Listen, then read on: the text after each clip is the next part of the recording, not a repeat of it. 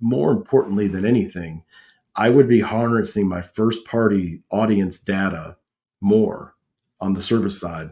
And we were already, doing a decent job with shortfall lists, win backs, people that hadn't redeemed their Toyota Care, all that Toyo Guard stuff, and outreaching to them. But I think that leveraging that in a bigger way to be able to create more traffic into a service to sales used car acquisition program, I would have driven a lot more traffic through the drive to acquire the cars through service digitally. Welcome to the Strategy with Jason podcast. Tune in for everything you need to know regarding the automotive industry. Here's your host, Jason Harris. Hey, what's going on, Podcast Nation? It is Jason Harris here, and thank you for joining me on another episode of the Golden Wrench Podcast, where I get to talk to, anybody and everybody I want to talk to when it comes to the fixed op side of the business. For years, I've been saying that you have to process your way to profitability, and no one knows that better than the folks at Repair 360. You all know how important it is to have a fast, streamlined used car reconditioning process. Remember, time kills profit. Getting a used car frontline ready in less time while providing transparent communication between departments is what Repair 360 is all about. With Repair 360's automated used car recon manager, you will drive recon times down while giving sales the visibility they need to stop complaining. Oh, no, I'm just kidding. I'm just kidding about that part. Anyways, you have to check out their website at repair360.com and see how they can revolutionize your reconditioning process. You know how I like to start off these podcasts, Brian? I love kicking these off with a little origin story for the 7 people out there that don't know who you are. Let's kick this off with, how you got started in this crazy little world we call the automotive industry. So I started off as a lot porter at an Oldsmobile store, sold cars, and worked my way up throughout the dealership world, and was a GM for almost 20 years of multiple dealerships in different states. And then I was I was in automotive, all in retail for 27 years. And I've spent the last 3 years as the EVP, general manager of AccuTrade at Cars.com. I think I've heard of that little company, right? They're out there. We're picking up the momentum. 28 million unique visitors. That's it, a month. Right? That's it. Just 28 million. You guys are getting there. Don't worry, you'll get there. I'm just kidding. 20,000 dealers. Just a few, right? Just a few. Well, Brian, man, I'm really glad that you were able to take the time on your day off of all days to jam with me, man, and I really appreciate it. We got some cool topics that we want to jam today. We are definitely going to be throwing out some 3-letter acronyms, possibly some 4-letter words, but hey, this is the automotive industry, so it is to be expected. So our first topic, man, you want to kind of kick this thing off with the parallels of managing ROs and CITs. And for everybody out there, I will let you define each one of these for maybe with a handful of people out there that don't know which 3-letter acronym or 4-letter word we're throwing at them. But I'll let you kick us off, man. Give me your thoughts and opinions on this. So in honor of the Golden Wrench podcast, and along my career, what I found is that most people, that start off in variable ops, like I did, don't get exposed to service, and really either they're not curious or the service teams don't really want the GMs to be involved in fixed ops. They got it on lockdown. They know how to execute. They get their stuff done. So there typically is a knowledge gap between the two. So what I'm going to try to do today is to talk about a lot of the things. I know a lot of ways not to do things, but a few of the things that I learned along the way is that there's actually a lot of similarities between fixed and variable. 100%. And I'll give you one great example. So on the fixed operations side, you've got ROs, which are repair orders, which is no differently than a sales menu. Yep. Or an F&I menu. Then you've also got CITs in the finance department. The key with both of them is to manage those dollars, make sure that you're closing those things out. You don't want them to go, longer than 1 to 3 days. Mm-hmm. And the best dealers that I see around the country are relentless, no differently than with lead handling on inbound, BDC leads. 3 times a day, contacting, each lead, call, text, email. Same thing with with the due diligence of making sure that you're getting everything closed out. And it's a symphony between parts and making sure that the parts are getting hung by the technicians and you get the right technician assigned to the right job. I mean, Yes. it's really a tough job. It's one of the fastest moving,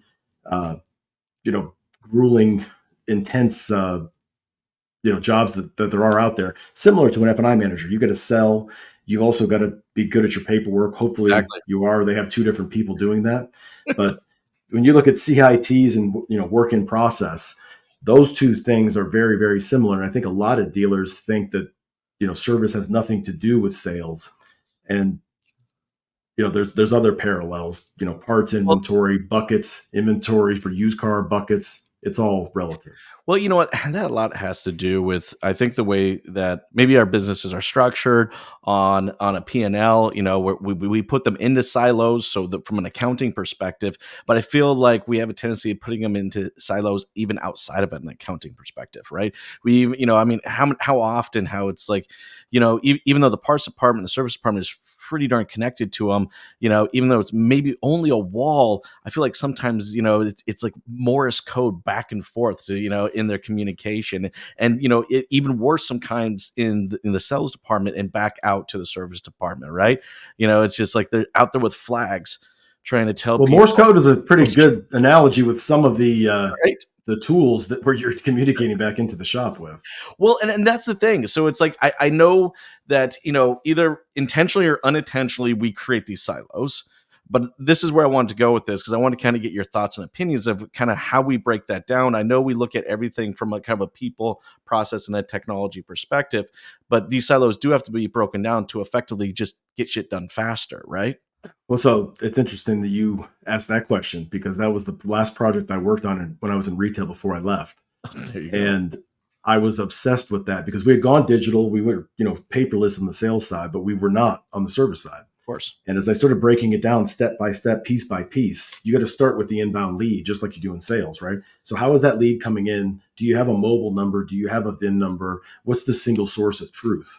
Mm-hmm. And I will say that for the service department, it's more convenient to go out there and get the VIN number and run everything off a VIN scan on your service write-up tool. But for the consumer, it's easier to use the cell phone number as the single source of truth for everything. So that's how dealers should build that in terms of looking everything up by mobile number. Because if you're just looking at the VIN number, it could be in the spouse's name versus the other, one spouse's name. You're not rolling appointments. So it's like the equivalent of getting 7 duplicate leads from a credit app, from a vehicle selection, another one for the appraisal tool, another one from the 2 or 3 other appraisal tools on a website, which should only be one. But the same thing happens on the other side when people are scheduling appointments. Let's say the wife schedules the appointment, the husband brings the vehicle in, or vice versa. They look it up, they write it up in that person's name. The text messages are going to the spouse that set the appointment instead of the one that's there. Yep. And it's all unnecessary friction due to tech stack, lack of API integrations that every dealer, if they take the time and slow down, they get the right staff and the right aptitude, can fix that. And that's really where the process breaks down. And I think that's where all the friction is. It's why an oil change in some stores takes an hour or two. Well, and that's where we're kind of drawing the parallels between this, because we've seen the same thing happen in the F&I department with the CITs, right? It's like when something goes wrong with either an RO or a CIT, it's usually a breakdown in communication somewhere. And the reason, and I think what causes that communication breakdown is usually either the lack of a process or not following a process. Here's something that I have found recently. I want to see if you see the same. I hate to say it, I'm kind of dumbfounded by the lack of documentation around processes. Yet we know that, we might have a problem with getting our CITs through the finish line, and we may have a problem with ROs getting stuck at a certain point, but we'll sit there and accept it and not just sit there and just document a process. Brian, I know you're out there. You see the good, bad, and the ugly, and I'm not just talking about the movie, but what are you seeing, man? I'd say that's an epidemic on a lot of levels. Now, I was obsessive, maybe too much, on documenting all that stuff and had a process for everything because one of my biggest pet peeves is people saying they didn't know. Exactly. Because for me, it's either a knowing issue or doing issue. So if it's a knowing issue, it's on me. If it's a doing issue, it's on you. You got it. And I would let that happen once. I'm not going to let it happen twice. So when there was something new that happened, we would document it, and each one of those processes was the living, breathing thing that would if somebody said, "Well, I don't think that's the right way to do it," okay, well then you write one better. That's the best I could come up with, short order. Write it better, and if yours is better, which eventually the team was then taught and empowered to write all their own, or at least to improve on whatever the base of it is. It doesn't have to be perfect. It just has to be something in writing, so that because most of the time nobody's going to read it anyway. They're just going to use it as an excuse to prevent things from getting done. But I'll tell everybody on the call this: it's not just fixed ops, it's not just sales, but we're already in a world. We're not entering it where ChatGPT is going to overtake Bing. Google Gemini has already dominated traditional Google search. So as AI-based search becomes superior to SEM and SEO, what AI-based search looks for is different than what SEO looks for. SEO is looking for questions to be answered and Exactly. FAQs and things. Right. But AI looks for the process. It looks for step 1, 2, 3, 4. So like when somebody's coming into the dealership, on the service detail page, upon your arrival, here's what you can expect. Pull up, somebody will greet you, and this and this and this. Here's our value commitment, right? Same thing in the sales department. Make sure you bring this documentation. If you want to get in and out in less than an hour, you need to have your driver's license. You need to upload these docs. You need to already have this appraisal completed. You need to have the credit app completed. Same thing with the service department, but AI-based search is looking for education.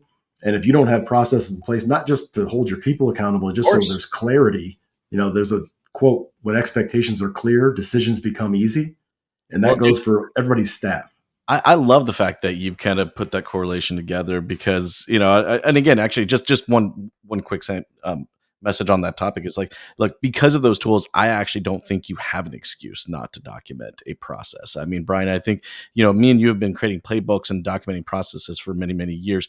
If we only had a tool like this to help us, holy crap. Can you imagine? Like, I mean, I can go in there and just literally type it out. And I mean, yeah, I'm going to make some adjustments, but it'll give me the bones and structures within 15 seconds. But you know what's funny? I've actually find myself, Brian, actually utilizing that kind of process driven search now even more than I do with the other one. Just recently, I was going to Atlanta with my family, and I was like, I need to know what Marriott properties allowed dogs, had an M Club lounge, and was closest to the Brave Stadium, right?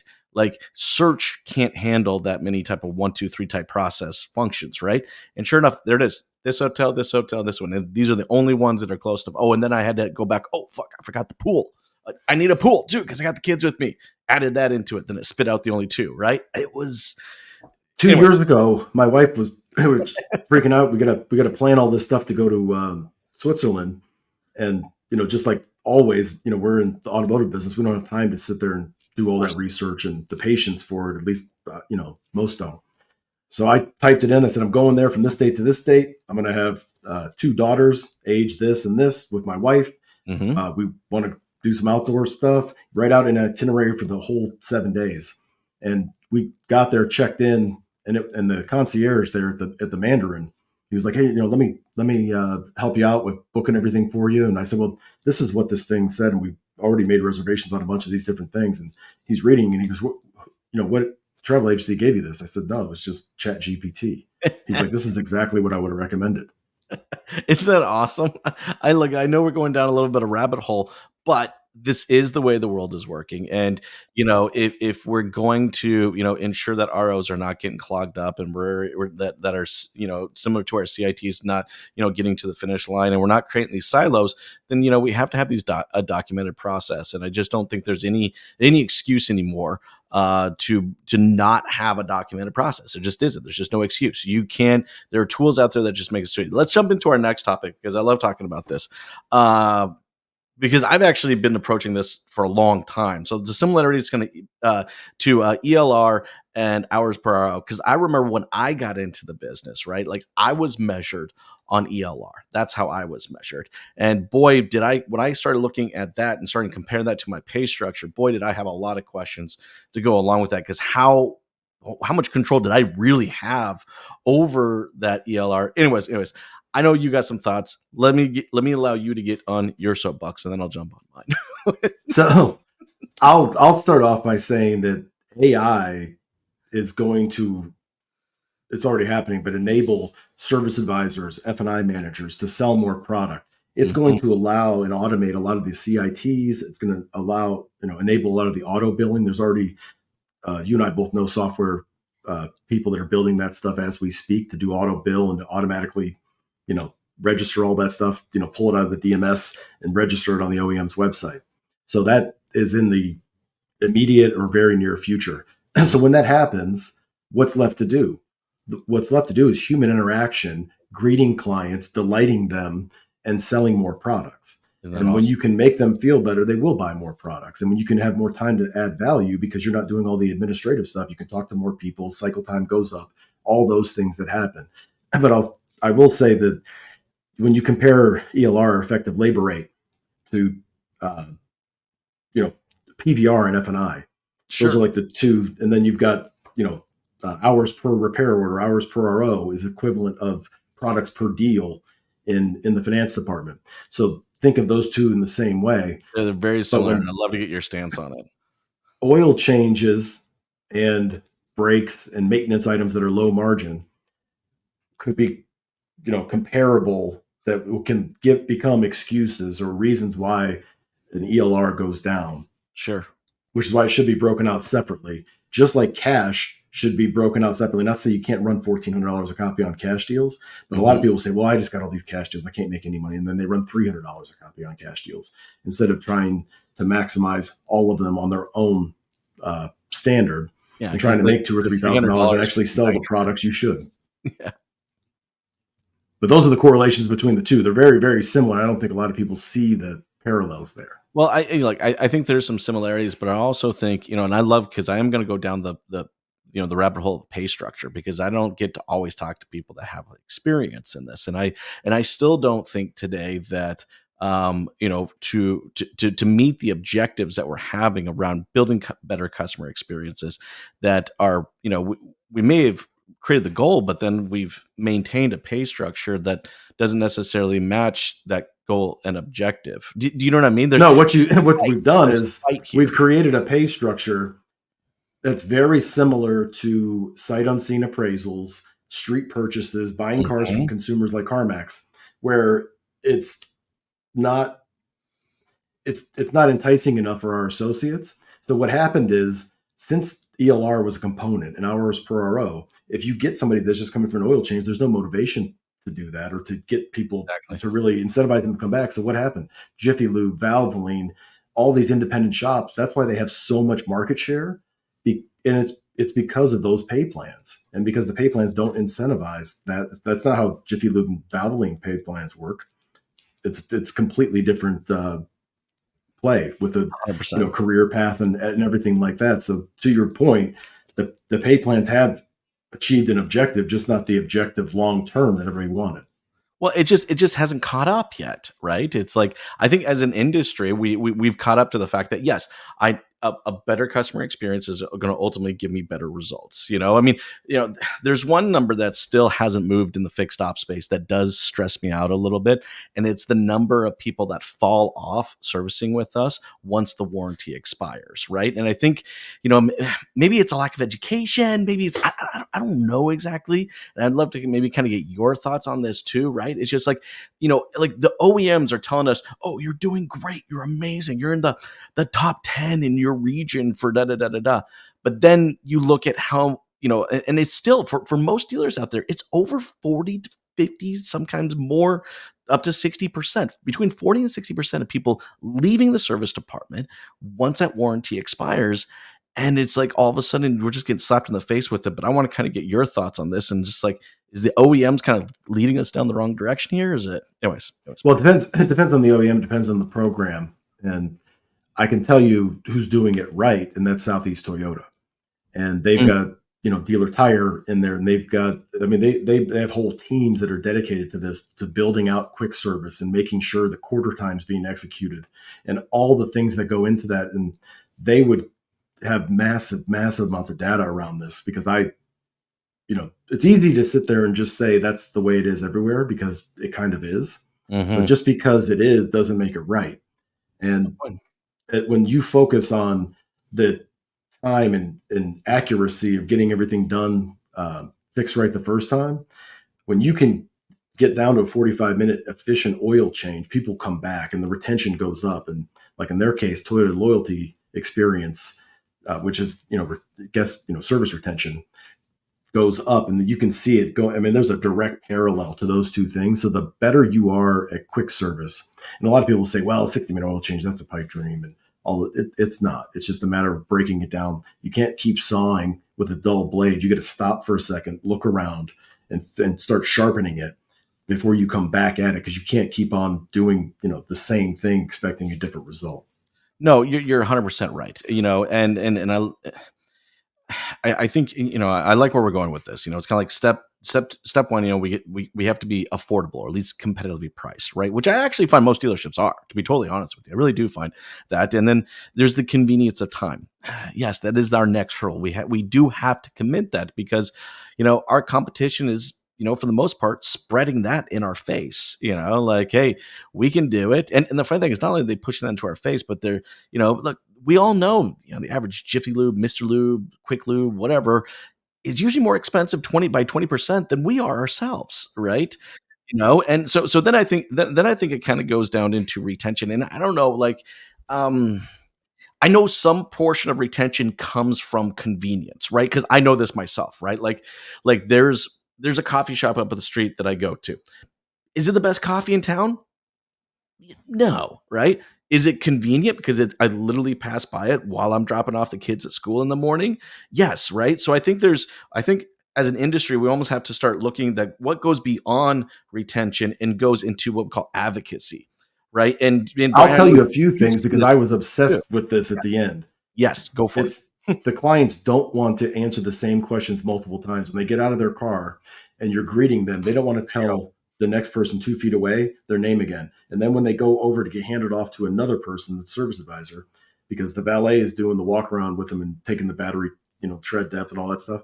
And then they got to introduce themselves again.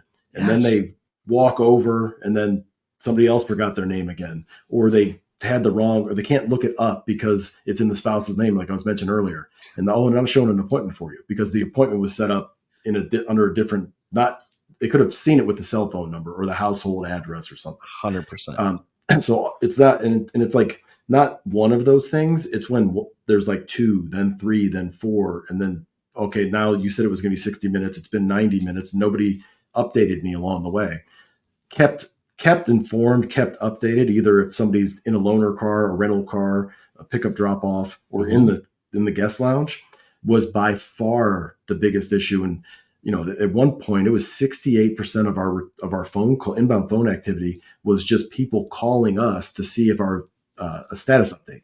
Yes. And until we actually started using all the technology that was available, the technicians didn't want to do initially, and type the things in a certain format, so it would automatically update the system, which would then update the customers directly, because they don't want to have to call into the service advisor every single time or go through the switchboard. They just want to know what's going on. We live in a world with DoorDash and Uber, and where we know where everything is at all times except for your car. Mm-hmm. I got a question for you, because I think since with all the new technologies out there, including things like AI, but also some amazing machine learning, some systems that call themselves AI but are amazing machine learning. I don't know. That's a marketing question. That's a different topic. We can say that for a different podcast. That is a good podcast. It's a good podcast. Repeatable, programmable actions is what a lot of people call AI, but it's not AI. It's amazing tech. I don't know why we're not just calling what it is. I mean, it's a really, really good tech, right? Just call it what it is. Anyways, knowing what you know now, Brian. All right, this is where I'm going to go with this. Knowing that you know now, all right, what would you have done differently in the fixed ops side of the business? Well, I ran out of time in order to connect all the technology so that we would know who the customer was. We would know when they were coming in. I think there's a huge gap where customer sets an appointment 2 weeks out, or when they're done with their oil change, hey, let me schedule it for 6 months from now. And then, by the way, your tires are yellow. They're going to be red by then. And the customer comes in 6 months from now, who gets a reminder text and all that stuff. And for whatever reason, there's a run on those tires. The fill rate is, they missed it, right? Yep. And they're like, well, how did you not know what tires are on, or they call up to find out about the tires and they say, well, what size is your wheel? Most people don't know that. Sure. They're like, do you have the Michelins or do you have the Dunlop? I don't know. I bought it there. Can you just tell me, is it in your system? Well, I can, but it would be a lot easier if you can just go out there and just tell me what it is, because it takes a long time to go through our system and all the things that I would hear on the telephone call. So I would clarify all that and find ways to empower the BDC or whoever's taking those appointments, and then leverage AI to be able to answer just, basic questions that people have that you don't need to be tying up your phone system with. But I think more importantly than anything, I would be harnessing my first party audience data more on the Mm, service side. And okay. we were already, doing a decent job with shortfall lists, win backs, people that hadn't redeemed their Toyota Care, all that Toyota Guard stuff, and outreaching to them. But I think that leveraging that in a bigger way to be able to create more traffic into a service to sales used car acquisition program, Hmm. I would have driven a lot more traffic through the drive to acquire the cars through service You know what? digitally. What it sounds like to me, and I know I actually just today's my podcast day, so I just got off like 5 other podcasts this morning, right? But like it was something that kind of comes up, in conversation, and I think we all know this in the industry. Little things make a big difference. And what I heard your list there, Brian, was just you've just listed out, not huge things. They weren't huge, but how these little things can make big differences. Have you seen some great examples of this kind of playing out in our industry right now, where just dealers really just honing in on little things that just fundamentally make big differences in their business? Yes, and I've seen a lot of it. People. I've seen a customer come in at 7 o'clock at night, and I've seen a check cut in less than 20 minutes Whew. for a $100,000 car. Wow. A customer who had an appointment, but none of that was prepared, and they've got the processes and the protocols in order to make that happen. I've seen uh, remote service up in St. Augustine at Bozard Ford with their 12 service vans, where they're servicing 10,000 vehicles a month when they're in a town of 17,000. And now they're implementing, robo appraisals within those service vans, and empowering those people, as they do with all their associates, with this huge level of trust. And all these things that I would think are crazy or couldn't be done. I mean, I took my Bronco there, and my oil was changed in 25 minutes, not 60 minutes, which a lot of people think is an unattainable deal. While I was literally still at the checkout counter, I walked over and was checking out a couple things with Ed Roberts there. And Yeah. next thing you know, I see my truck being pulled around, and I thought it was getting pulled in, but it was already done. And it's because everybody knows exactly what to do. There's total role clarity, and that standard is the standard, and it can be done, which allows them to do that much more business because they're not, clogged up and doing the same work. Of So course. that throughput and velocity is, yeah, there's amazing, amazing examples all over the country like that blow my mind all the time. Well, and the cool thing is that creates advocates, which is different than retention. And I just as an industry, I don't think it's a good enough that I don't think it's enough that we just retain our customers, because I think, like I said, a large percentage of retention can just come from convenience, right? Like you're, Well, if you don't take care of them, somebody else will. And when I say somebody else will, Tesla. And Tesla's going to go and take and now there's so many Genesis, people, look how they're doing it right? too, right? And now that's the comparison. Like when Lexus came out and they were doing 24-hour roadside assistance, and then they had loaner cars, that immediately became the industry standard. And if you Of course. didn't do that, then it was weird. And then anybody who went there, the retention was sky high, because if I go over there, well, you don't do that anymore, or you're not going to give me this. And that's what's going to happen if everybody doesn't pay attention to what Genesis and Tesla and all these disruptors are doing. No, and look, I think our drive to continue to push, and like I said, I just advocacy is not a word that we typically use in our vertical. It's used in many other verticals. Actually, it's a very common thing. All right, that's looked at.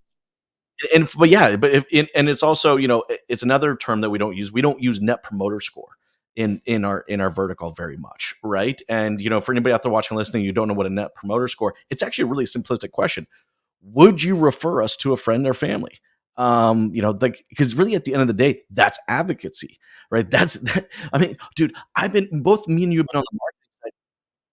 right? And look, and both of us have been on the marketing side for a long time, right? Neither one of us could ever come up with a campaign in the world, all right, that could generate the business that a single advocate out there can do from just, hey, I got a guy. You need to go see my guy. Hey, I know we're getting towards the tail end of our conversation. I want to give you an opportunity to kind of throw some final thoughts out there before we kind of say our last words. What do you have to kind of say for just kind of final thoughts on everything we've been talking about? The only thing I would say is that we're in a time of great innovation, and there's so much technology is changing so rapidly and so fast Mhm. that you can get sucked into the technology and think that AI is going to automate your follow up and it's going to do everything for everyone. I think that everybody needs to know that training has never been more important with how you're going to interact with people for when that volley comes back and that response comes out of the AI engine and the customer actually has a question that the AI is not equipped to answer and you've got to jump in. I think a lot of dealers aren't that I work with are relying too much on the AI and they're not working on the handoff and what to do once the receiver gets the ball. How do you run down the field with it? So I think that everybody needs to really pay attention to that and be intentional, authentic, genuine, sincere, because nobody has time to deal with a lot of the stuff the way things used to be. Well, like I said, it's those little things. Those little things make huge difference. It's the little things in our people. It's the little things in our process, and it's those little things in those technologies, right? Hey, Brian, for like the 5 people out there that aren't connected with you, what for anybody out there watching and listening to this who would love to connect with you and maybe even continue some of the conversation that we had today, what's the best way to do so? You can reach out to me on LinkedIn under Brian Kramer, YouTube. My handle is Brian Kramer, Facebook, TikTok, or just email me at bkramer@cars.com. Awesome.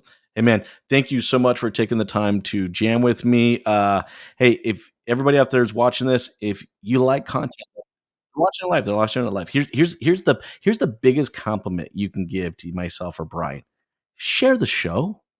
All right, hit that share button. Send it to a friend that might get some value out of this. It is literally the best compliment you can ever give one of us content creators out there. Everyone, thank you so much for your time today. Brian, thank you again for hanging out with me, man. This has been a blast. You guys have yourself an amazing day. Thank you, Jason. Thanks for tuning in to the Strategy with Jason podcast with your host, Jason Harris. Remember to like, comment, and subscribe. Happy podcasting.